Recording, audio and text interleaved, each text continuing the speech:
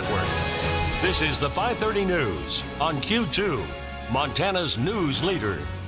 Good evening and thanks for joining us tonight. I'm Jay Cohn. And I'm Jeanelle Slade. Police actively investigating after a headless body was found last night on the building's west end. Detectives have been working that scene all day long. Now, while the body was found last night, this investigation was put on hold until this morning due to a lack of light. Now, police releasing very few details and at this hour have not identified a suspect. This body was discovered last night by two men who were walking through a secluded area just off 32nd Street West and Gable Road. It's an area just south of the Golden Meadows Trailer Home Park. The men who found the body spoke exclusively with Q2.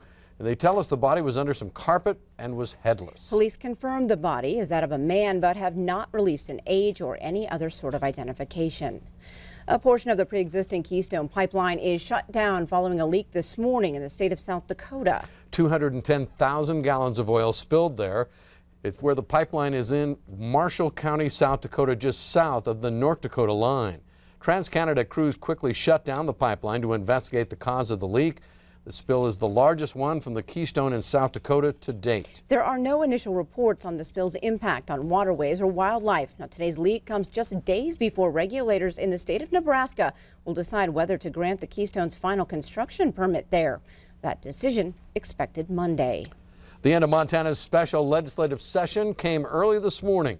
And in true special session fashion, neither party got all it wanted. In the end, the two-day session wrapped up around 1 a.m. with lawmakers endorsing a budget deal that uses a mix of fund transfers, possible cuts, and possibly millions from a private prison in Shelby to eliminate the $227 million shortfall.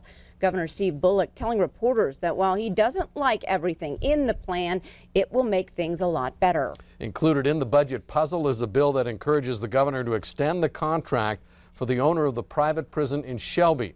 That will free up some $15 million for the budget and perhaps millions more. The governor says he's talking with the prison owners about that contract, but has not yet made a final decision. The governor says he is glad, though, that lawmakers agreed to take steps to mitigate potential budget cuts and then backed away from suggestions that budget cuts be used to balance the entire budget. At the end of the day, walking out of a three-day legislative session, I think Montanans can have some confidence and assurance that where we ended up for the services that they expect, we're a heck of a lot better than where we walked in on Monday, and immeasurably better than where Republican leadership wanted to be just mere 4 or 5 weeks ago. And tonight at 10, we'll have more reaction from session leaders. Thousands of Montana children are in a limbo called foster care. It's a system kids enter afraid and alone and often turn the age of 18 without finding a permanent home. That heartbreaking reality is known as aging out. Well, today, 3,900 Montana kids are in foster care, with nearly 500 of them awaiting adoption.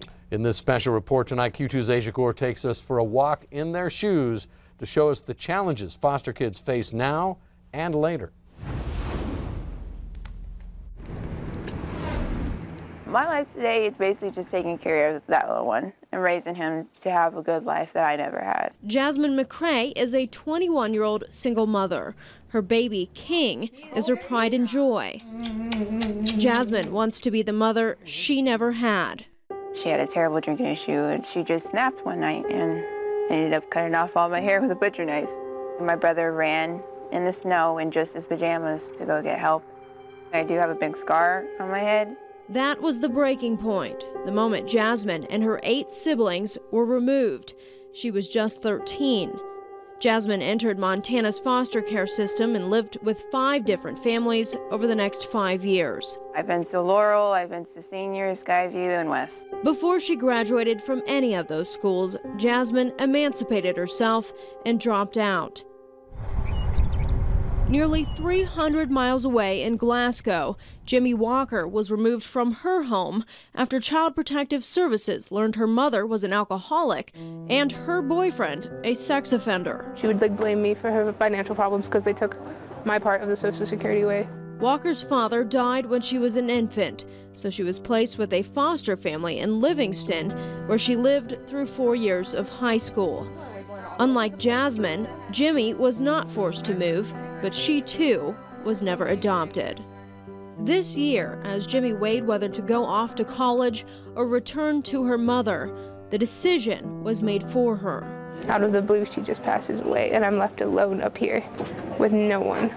To cope, Jimmy is focusing on her classes at Montana State University in Bozeman, where she earned 2 scholarships.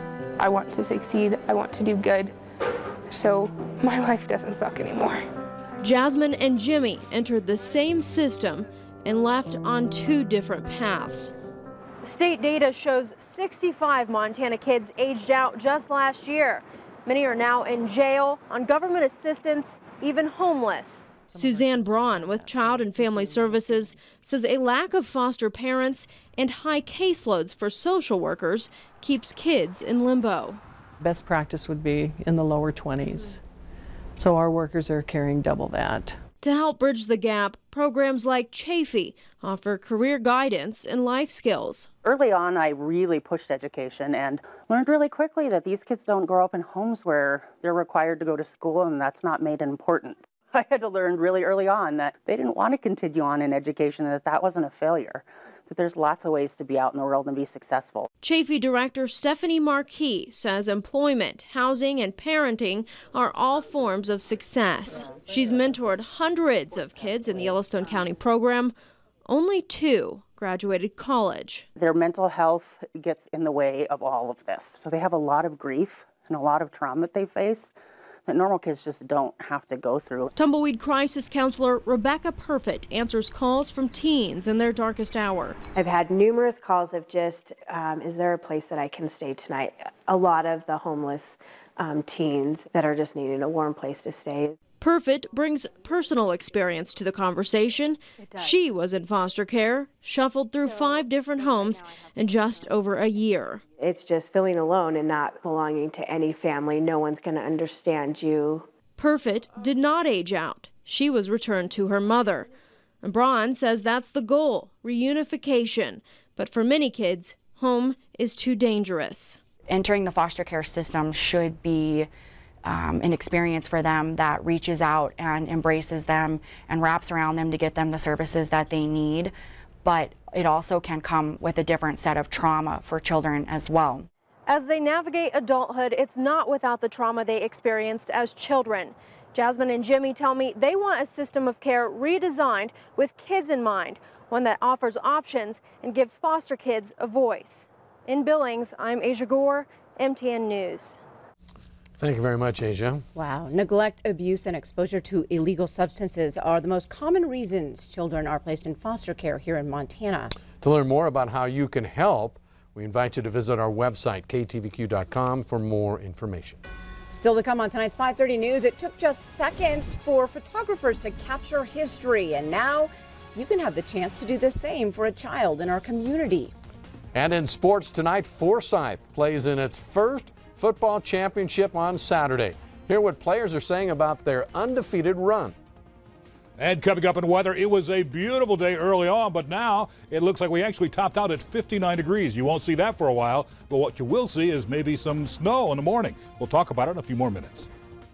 You're watching MTN News with Jay Cohn and Jeanelle Slade. Storm Tracker weather with Bob McGuire and sports with Scott Green.